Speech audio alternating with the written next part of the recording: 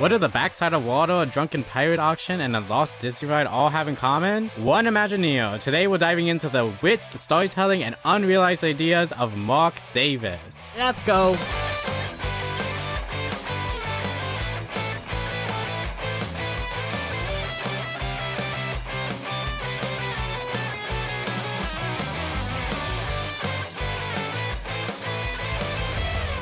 Ahoy there, parkgoers, and welcome to another episode of ParkgoersGo, your go-to podcast for all things theme parks. On today's episode of ParkgoersGo, we have a is this Creative Profiles? It is Creative's Profile. Okay. Please keep this in. On this episode of ParkgoersGo, we have another special episode of Creative Profiles. I think it's Creative's Profile. Creative's Profile. Creative's Portfolios. It is oddly worded, but it's unique. You're the one who made it. It's just like Parkgoer Game. Yeah. Parkgoers Everything Game. Parkgoers Game. It's just slightly off. Well, Yeah. it stays unique because no one else will. It's slightly use off, but still correct. Today's creative profile is a very special creative. The one, the only, Marc Davis, a Walt Disney Imagineer and Disney legend. Yeah, and also an animator and whatnot. And here he is. Here he is now. Surprise! Nope, he is dead. But we are bringing it up this week because it's his birthday today. Yay! Oh yes, happy birthday. How old? He would have been 114. Wow. So young. Oh, I do want to point out, though, that this one, I know last Creative Profile we talked about Joe Rohde, which we all love, huge fans of. But I do think that in my relatively limited knowledge of Imagineering, Marc Davis might be my favorite Imagineer ever to work at Disney. We'll need to chat about this a little bit, I guess, a little bit now and then at the end, where I was trying to figure out how I wanted to word what Marc Davis was to the Disney company. I was thinking, not to me, no. Marc Davis was to me. Was to me. I whittled it down to Marc Davis is the soul of the Disney parks. Or Disneyland, the spirit of Disneyland, or the heart of Disneyland. And I couldn't figure out which one, or if there was another way to say this. But as we talk about it more, I think you checked all the boxes. Well, no, I want to pick one. I want to pick one that know. encapsulates it a little bit. But like I said, encapsulate, same thing. Wow. Hitting all the dialects there. But as we talk about it, I think we can whittle it down to one of them. Well, let's talk about the man. Let's talk about Marc Davis. Marky Mark. To quote Walt Disney himself, Marc can do story, he can do character, he can animate, he can design shows for me. All I have to do is tell him what I want, and it's there. He's my Renaissance man. Marc was a master of staging and character. He could tell an entire story in a single image. If Walt was the heart of the parks, Marc was the spirit. Oh, I see where you got that. I did write it. If Marc was... Oh, well, I guess we decided. Okay, well, if Marc was the heart of the parks, Marc was the spirit, the wit, the elegance, and the personality that gave so many Disney creations their spark. But before we step into the theme parks, we have to go back to the beginning. Marc Davis was born on March 30th, 1913 in Bakersfield, California. From a young age, drawing was not just a hobby, it was survival. According to his wife, another Disney legend, Alice Davis, whenever Marc went to a new school, recess did not go well. Boys would circle around him and beat him up, so Marc adapted. He brought his drawings with him to school. Soon, instead of fists, he was surrounded by kids asking for sketches. He traded his artwork for peace. What began as self-defense became discovery, and that discovery turned into a calling. After studying at the Kansas City Art Institute, the California School of Fine Arts, and the Otis Art Institute, Marc refined his skills and began looking for work. As luck would have it, a new industry was on the rise: animation. Marc arrived at exactly the right moment. And here's Marc Davis talking about it in his own words. My own ambitions, I suppose, when I was an art student was to outpaint Michelangelo and do another Sistine Chapel, you know. Well, they weren't buying many of those when I was right out of art school.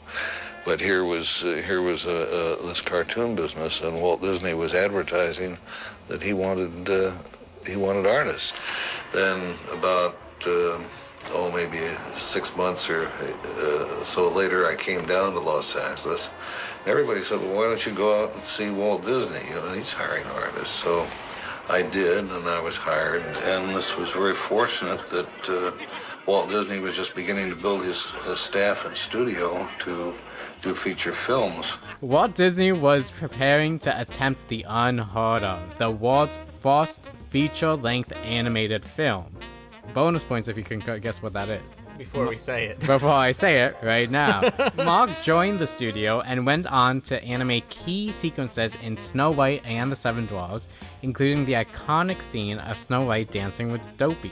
Over time, he became known as Disney's ladies' man, animating some of the studio's most memorable female characters. These included Tinkerbell and Peter Pan, Maleficent and Sleeping Beauty, and Cruella de Vil in 101 Dalmatians. He also brought warmth and personality to animal characters, contributing to films like Bambi and bringing Briar Rabbit to life in The Song of the South. Animation had a gamble that paid off for both Marc and Walt, but Walt was never content standing still. A new frontier was coming, and this time, It's personal. and this time it would not be on paper. And it would be very personal, too. It would be personal. It would be a park. When Walt Disney began designing Disneyland, there were no experts in themed entertainment. There were no manuals, no experienced theme park designers to hire, so he turned to the people who already knew how to build the worlds from nothing, his animators. Marc contributed all the conceptual work and murals for Disneyland, though he largely remained focused on animation at first. It would not be until nearly a decade later that he fully transitioned into themed entertainment. That opportunity came with the 1964 New York's World's Fair. Also, when it comes to the World's Fair, I would recommend checking out Behind the Attractions on Disney+. It's a series that shows the behind the scenes of stuff, but the It's a Small World episode talks all about the World's Fair, and it's very interesting. I recommend checking it out. Disney was tasked. New York. Disney was tasked with creating multiple attractions for the fair, including It's a Small World and the Carousel of Progress. While Marc contributed across several projects, his most significant work was for the Illinois Pavilion's tribute to Abraham Lincoln, Great Moments with Mr. Lincoln. With deep understanding of anatomy, staging, and character performance, Marc played a crucial role in designing and refining the first fully realized human audio animatronic figure, Mr. Abe Lincoln himself. He approached President Abe Lincoln, please. former President Abraham Lincoln. You could just say former Abraham Lincoln, too. I guess he was He's no longer Abraham Lincoln, I guess. Mr. Lincoln. The former. He approached Link the same way he approached animation, not as a machine, but as a character. The posture, the gestures, the subtle weight and shifts all told the story. Walt was a great admirer of Abraham Lincoln. So Walt asked me to give it some thought, and I did a number of things of how simple things work in anatomy, how perhaps a mechanical hand could work. This was rather naive in thinking, because really our problem was not to create a mechanical man, but was rather to create an illusion. Mr. Lincoln would have to rise from a seated position, move one leg forward, and then put himself up into a standing position. We had great technical difficulties in getting the character to move properly in New York, and God, it would be going great, and then all of a sudden he would do a great jerk. or decide to sit down. When the Walt's Trail proved a massive success, many of the attractions moved to Disneyland. Once again, Walt turned to Marc. This time, Marc recognized something important. When I started working down there was nothing that was funny in any of the attractions that I can recollect. And this was the thing all the way through that I have tried to do is to bring in humor. Before I jump into my ride that we're going to be covering, let's jump back to the late 1940s when Walt Disney was first struck with the idea for building a theme park. He envisioned a place filled with lands of discovery, imagination, and adventure, one of which would become Adventureland, where guests could explore true-life adventures. And as it turns out, Walt already had a foot in that world with his short documentary series, True Life Adventures, aptly named, where audiences followed animals in their natural habitats. Walt wanted to bring that concept into the parks, allowing guests to travel deep into the jungles and see elephants, lions, and gorillas from the safety of a riverboat. Thus, the idea of Jungle Cruise was born. And that's the ride that we're going to be talking about right now, that I'm talking about. Woo! Yeah, but there was one big problem. Real animals are expensive to maintain, and in a place built around good show, animals don't always hit their marks. So they decided to take the wax museum approach and fill the jungle with sculpted animated figures that had rudimentary movements to create the illusion of life. You may call that animatronics, which to a certain extent they were. Very early animatronics, not including the audio part. These early figures would include a charging rhino, which is actually really cool if you ever see a video of it, because it charges and runs, but you can't see its lower half because it's behind shrubs. You also see a giraffe lifting its head up from behind a bunch of trees, so you can't see it initially, but then the head comes up and moves and pivots and then goes back down, which is also pretty cool. And then we also see two lions fighting over the leg of a zebra, which is a little graphic, but it was really cool. They would shift back and forth. The ride itself was more educational and fact-based, relying more on the awe of the scenery more than anything else. And the Jungle Cruise for many years would be a very popular attraction until tragedy struck. Oh no, there was a drought. No, even worse. According to Imagineer Randy Bright, Walt once overheard a parkgoer say, "We don't need to go on this ride, we've already seen it." Walt was crushed, but determined to make every visit fresh and unique. Walt wanted scenes that could tell 100 stories, moments packed with details that guests would notice different times they rode. And to make this happen, he called on one of his most trusted animators, Marc Davis. Now I'd like you guys to think of a scene from the Jungle Cruise. Okay, I have it in my mind. Done. And then tell me the scene you remember. Say it? Yeah, say it. This isn't a magic trick. Is this your scene? It's the elephant scene. The elephant scene. The elephants. I also said that. All right, so the elephant bathing pool. Okay, Yes. that was Marc Davis. Name me another one. The pole with the rhino. The rhino? rhino Yeah, the Trap parts. Safari. That was Marc Davis. Give me another one. Okay. The piranhas. Okay, I don't think that one was Marc Davis. I'm not sure about that. The point I'm trying to get at is that The shrunken heads. the shrunken heads. I don't think that's in the ride. I don't think that's in the ride, but Where they sell shrunken heads. oh, Trader Sam. Yes. That's actually a good question. I don't know if Trader Sam was, but the vast The majority. goats. The goats. The gorilla hitting the head of the crocodile. There you go. That's one of them. Yeah. No, The goats. pretty much Found every in scene. Tokyo I don't know what the Disneyland. goats is, Logan. Isn't What there is one the at the goat? end? Or am I thinking about the safari? I'm thinking about the safari. Oh yeah, the safari. They do have real. I was thinking goats of at the Kilimanjaro. end, yeah. And Kilimanjaro safaris. But the point I'm trying to make is Never that mind. the point I'm trying to make is that when Marc Davis did come in, he did add a whole bunch of these scenes, and this is Marc Davis talking about a few that he added. I did a redo of the Jungle River ride, and I added the elephant pool and the Trap Safari and that sort of thing to that. And I think that Trap Safari was probably the first laugh that Disneyland had an attraction. All right, and alongside iconic moments like say thank you, Mark. Thank you, Mark.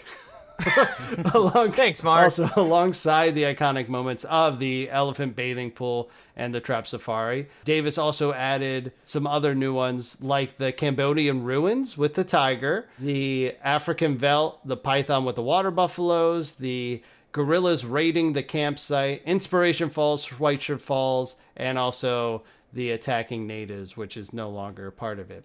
The one that he did not touch was the elephant bathing pool. I'm sorry, not that one. Are you kidding me? That would be crazy.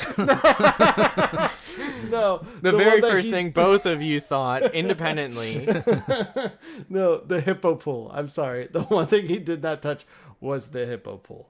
That was there from the beginning. But if you also notice a lot of these scenes, they are a hint of comedy to it, especially the scene with the trap safari with the rhino being, poked up the pole, the gorillas. You have the one gorilla looking right down the barrel of the shotgun. He added this comedy to it. And if you look at the animals, a lot of those animals in those scenes have an air of realism to it, but also has a comedic caricature. And that essence, when it comes to characters individually, is one of the reasons why I point out, or I like to say this, like he had the spirit, because that is such a quintessential, when we think of Disneyland, that is one of the quintessential things. Yes, Nathaniel said it after I said it, but it's so quintessentially Disney, and that's something that transfers over to multiple rides, as we're going to get to, which I'll bring back up again at the end.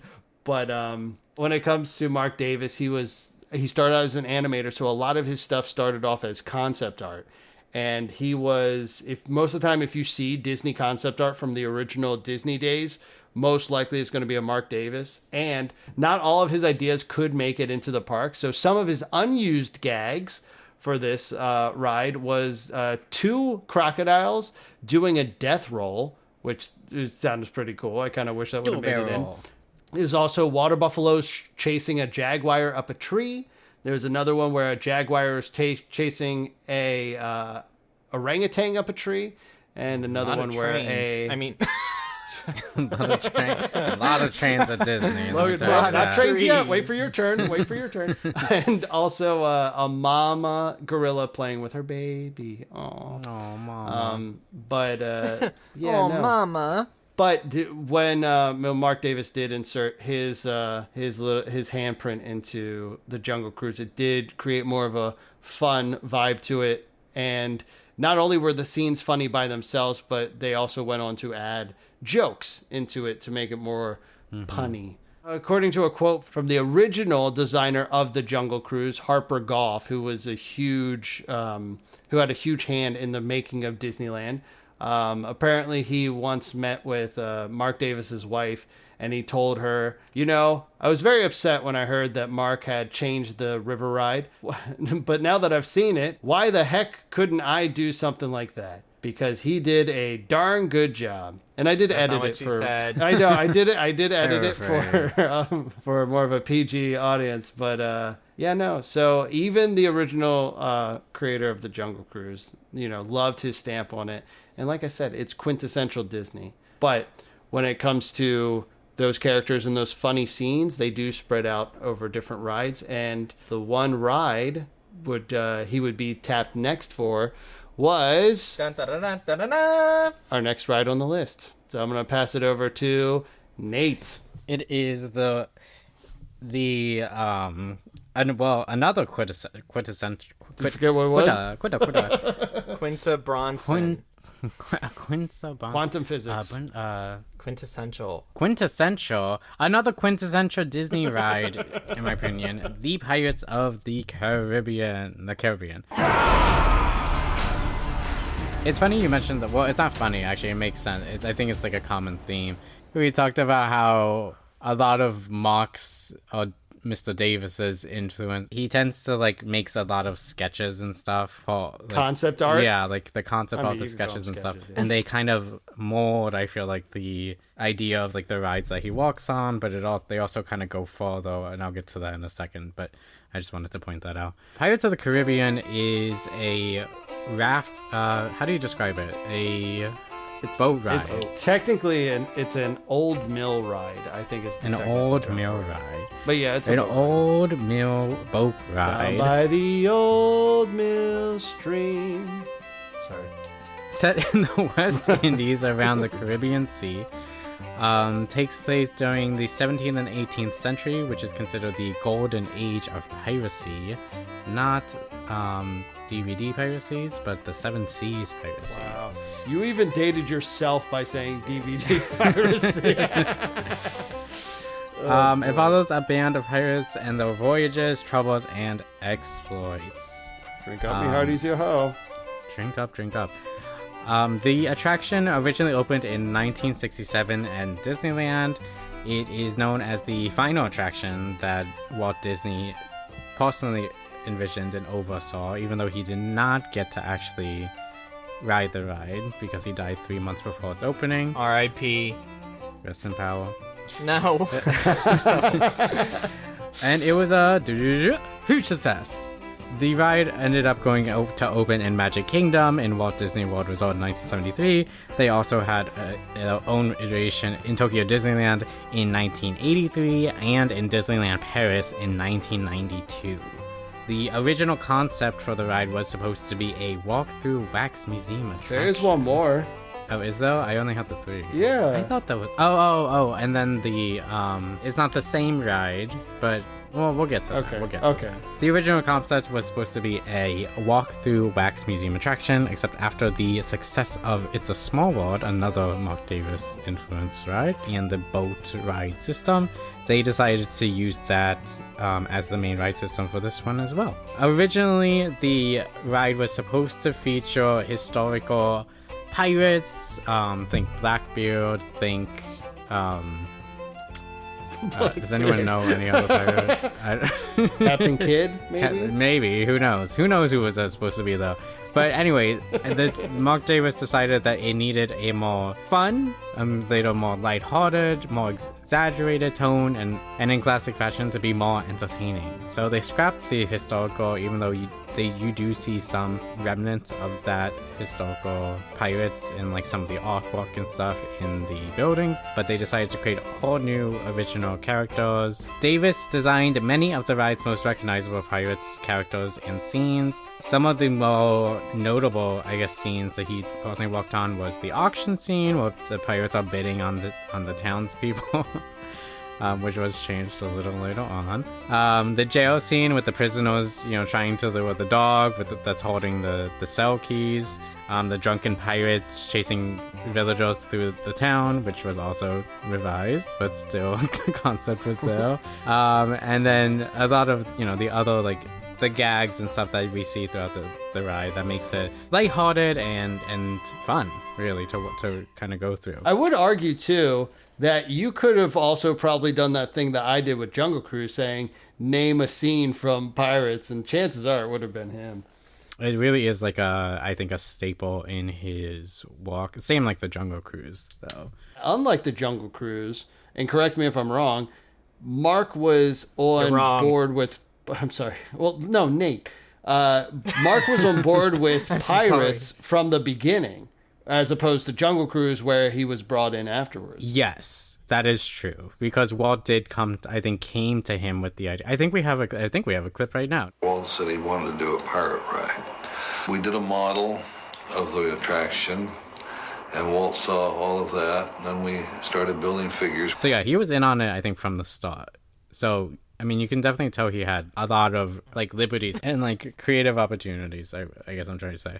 But like I said, the ride is a huge success. To me, it is the Disney park attraction. Marc Davis obviously passed away, as we mentioned, in 2000. When did he pass away? I don't think we mentioned he passed away. Well, we did, Pat. We did mention that, but I don't say with the time. We didn't say when. Yeah. Well, that doesn't It's a matter. mystery. Anyway, as most people know, this ride was a huge success. It went on to inspire the ever successful movie franchise, Pirates of the Caribbean, starring Johnny Depp, starring Keira Knightley, and Orlando Bloom, as well as many others. We mentioned there was a fifth Pirates of the Caribbean, right? This one obviously was not walked on by Marc Davis, but it was inspired most. I would say the ride inspired the films, which inspired this ride, which opened in Shanghai Disneyland in 2016. It was called Pirates of the Caribbean: Battle of the Sunken Treasure. Some people say this is the best Pirates of the Caribbean ride. This ride is extremely different from the original that Marc Davis walked on, but it is kind of like a example, I guess, of Marc's continuous legacy when it comes to his influence to the Disney parks. It does feel like it's kind of like never ending, if you will. I talked about the artworks when I started talking. He has so many sketches, not only from this ride, but just like in general, that it seems like Disney is constantly taking to create new things, inspire new attractions. When he was still walking though, obviously, but even like past then. And they, it seems like a lot of his artwork makes it into the parks in some capacity. Like some of those like historical pirates like artworks, like I said, they've used in the queue to have some like paintings on the wall and things like that. So he was like an endless pool of creative like output, which is very cool. But that is the Pirates of the Caribbean. There is a book, 2-volume book series called Marc Davis in His Own Words. It came out in 2019, and it was written by Pete Docter and Christopher Merritt. Do you believe Christopher Merritt? Yeah, so not in his own words. Well, no, it is. It has like interviews and whatnot, but it has a ton of just concept art in it. It's mostly photos with some quotes from his wife and himself and other people. But some of the unused concept art, I would say there's probably more unused concept art than there is used concept art. And it's just fantastic. It's one of my favorite ones is called Surprised Enlistment. And it's this guy drinking at a table with another pirate behind him, lifting up his hat and about to swing a bottle to like knock him out. It's just crazy to see how much of that ride came out of Marc Davis's head. And it's just photos, right? But you can tell the movement. You can sense the movement. Like you do have one with Carlos, the mayor where they're pulling out. Yeah, don't be chicken.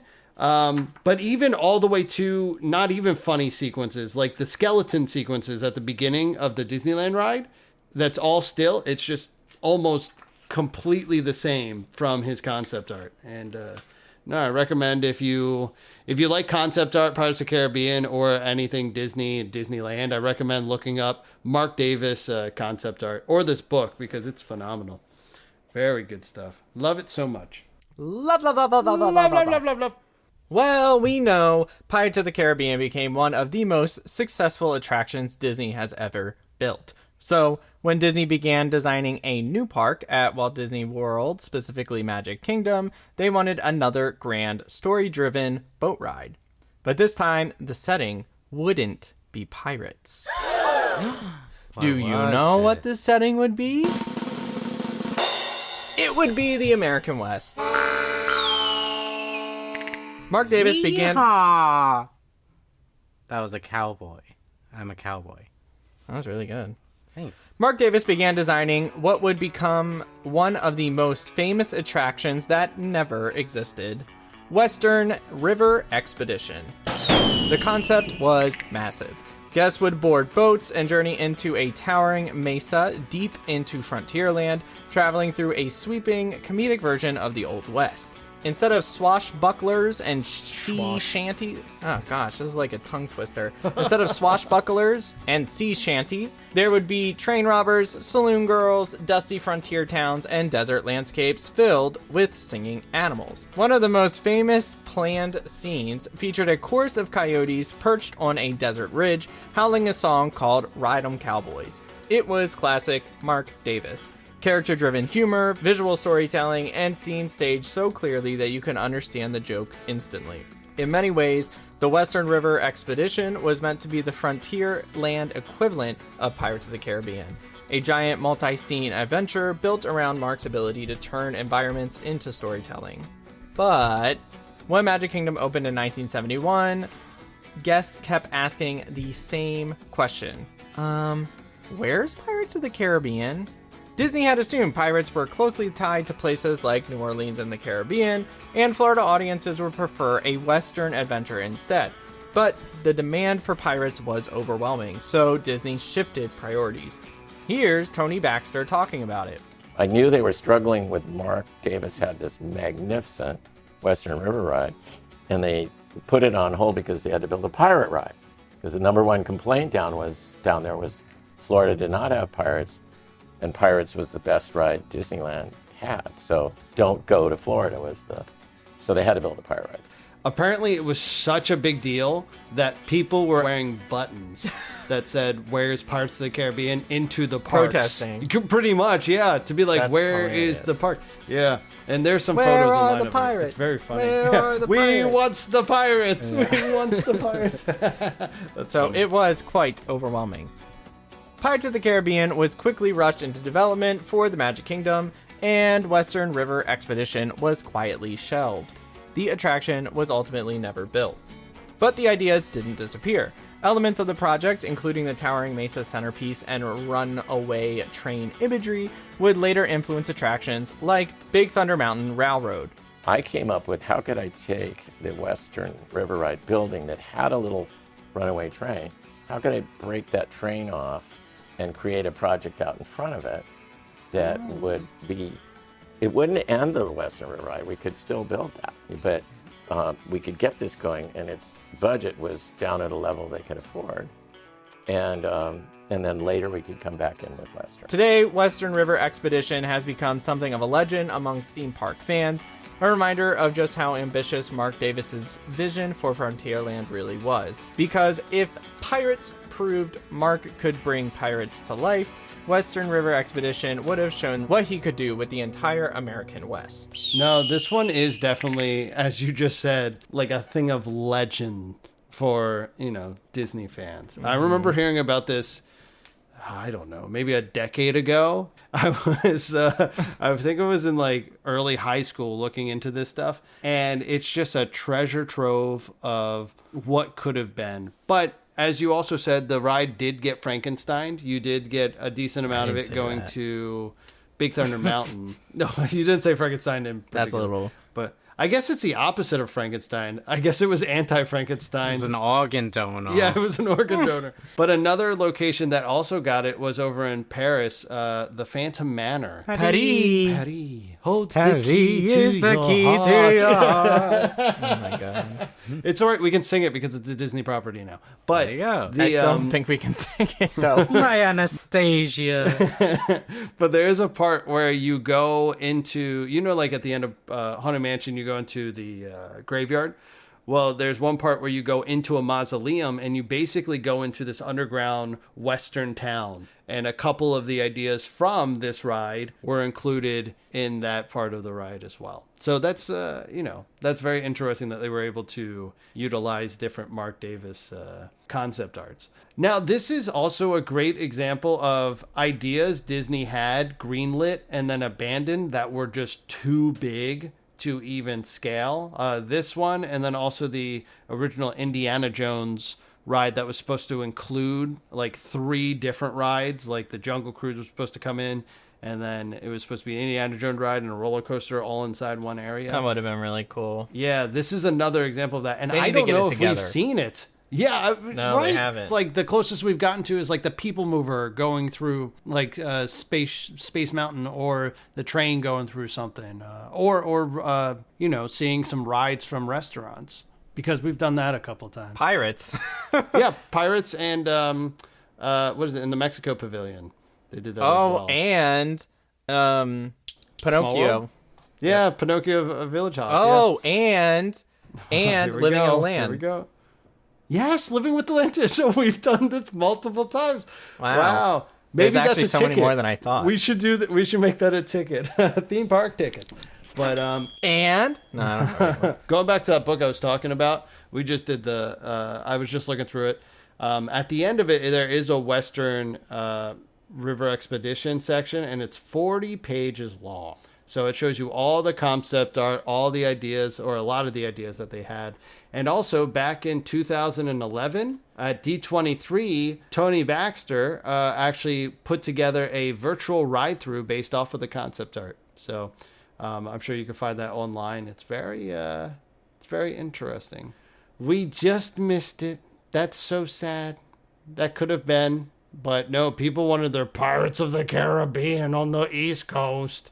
Which They could have flown. They could have flown. It would have been really cool to see. It's sad. It is very sad. Now, did you guys see any of the concept art? I think I have seen this at some point, and it's like very large, right? Oh yeah, it is, and it involved like a waterfall, or you going over a waterfall, I should say. So very similar to the drop on Pirates, but it was supposed to be themed as a waterfall. You go through nature, which was super cool. They actually did have a giant blueprint of it, which I have in my book. You guys don't have the book, so you guys can't see it. But a lot of animal scenes, funny animal scenes. The bandit scene, though, seemed like it would have been incredible. Almost akin to kind of like the vibe that you get when you walk into Rise of the Resistance and see all the stormtroopers. But this one you kind of just witness it. Also, a couple of these scenes remind me of scenes from World of Motion, where you would like there was a robbery scene on World of Motion. So I wonder if this idea came. Well, I guess it would have. Yeah. This would have came before World of Motion because that's Epcot. So maybe they took that scene too. What is World of Motion? World of Motion is where it's where Test Track is now. It was very similar to your like the what's that, Spaceship Earth, right, where it takes you through time, except for this took you through the history of transportation. But there was a scene with a robbery. It makes me think of the scene from Hollywood Studios. The Takeover. Great Movie Ride. Great Movie Ride. Yes. Well, it's funny that you mentioned that too, because they do have a lot of concept art of a shootout, and there's actually one guy behind a barrel, but he's holding his hat on like a stick, and his hat keeps on getting shot up, so that they don't do that. But there's a bank robbery in this one too, so maybe once again, like we said, maybe that was inspired by this concept art as well. Oh, there's also a funny one. It's a guy standing in front of a wanted sign, but he's making the same face as he is on the wanted sign. That's funny. Anyways, all right. Ugh, God, I wish we would have got this ride. Now, how would you guys have felt if they said, hey, we're getting rid of Tom Sawyer Island, but the ride we're going to put there is the Western River Expedition instead of the Cars ride? What would you guys think? Not great.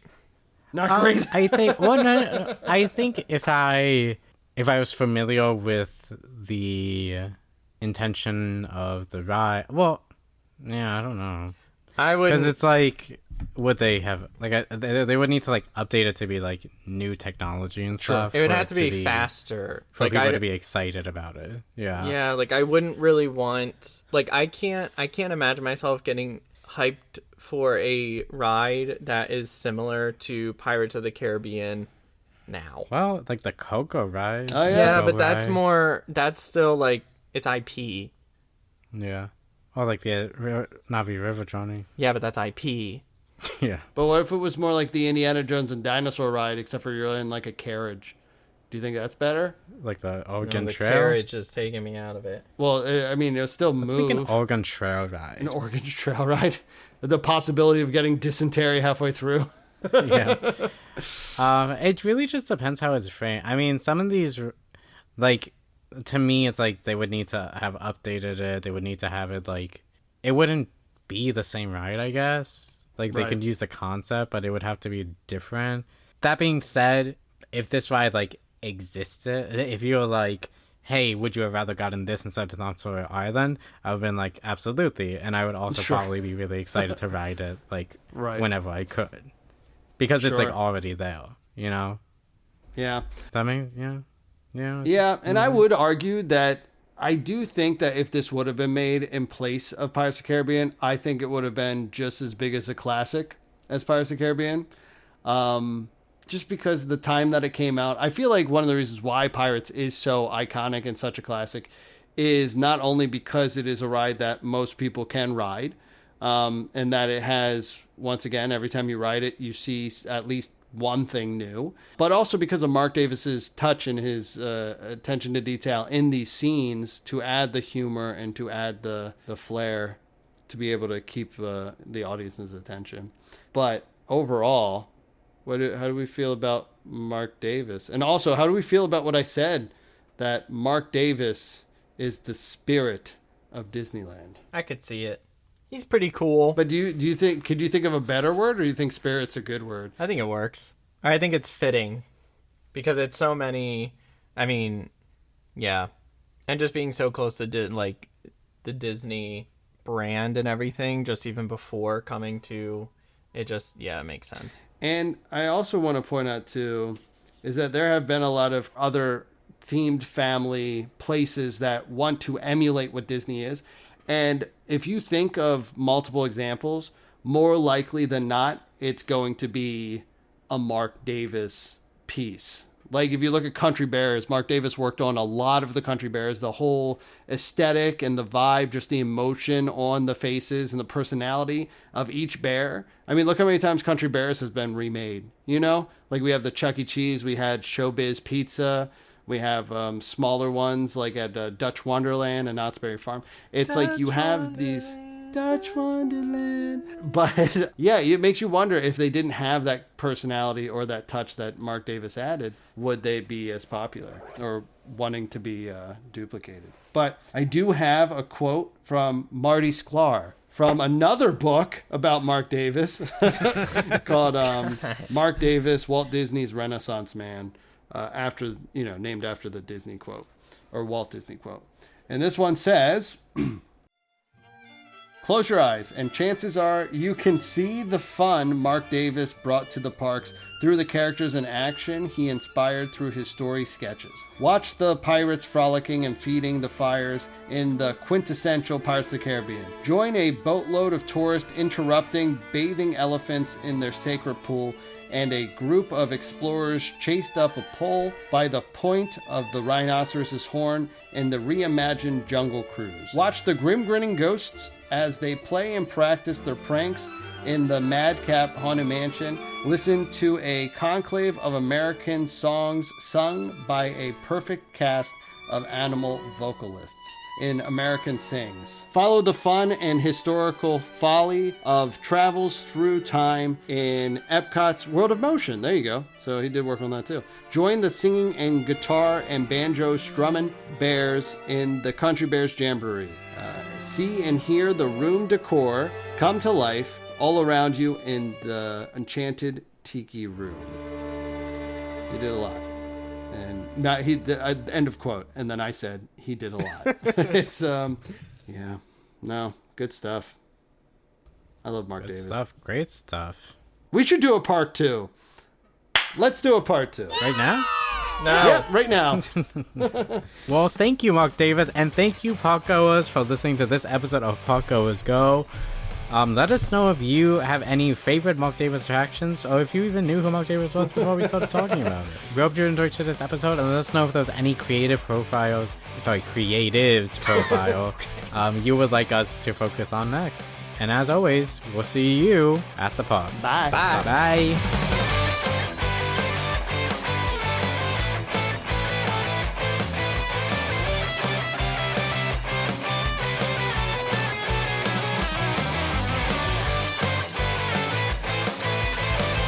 Thanks for listening to this episode of Parkgoers Go. Catch our new episodes every week and catch up on our old episodes on Spotify. For any updates or new information on theme parks or podcasts, follow us on Instagram at ParkgoersGo or visit our website at www.parkgoersgo.com. This episode was produced by Dustin, Logan, and Nathaniel and edited by Dustin. Our theme song was created by John Riedel. You can follow Logan and I's theme park adventures on Instagram at TheParkgoers, and you can follow Dustin at Mr. Parkgoer. If you want to reach out to us, visit our website or Instagram and send us a message. We'd love to hear from you. And until then, we'll see you at the parks.